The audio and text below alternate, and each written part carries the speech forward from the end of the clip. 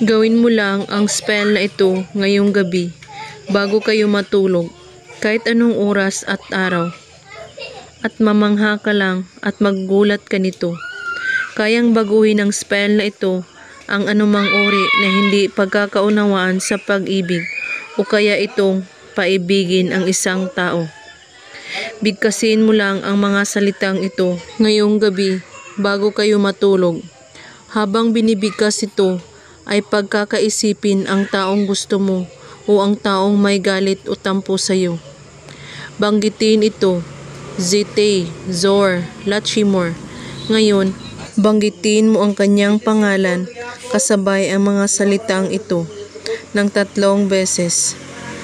At pagkatapos, anumang galit o tampo na may tao kang gustong mapaibig ay mangyayari ito. Mag-antay lamang. Gawin lamang ito na may taos-pusong paniniwala, walang ibang iniisip at pagdududa.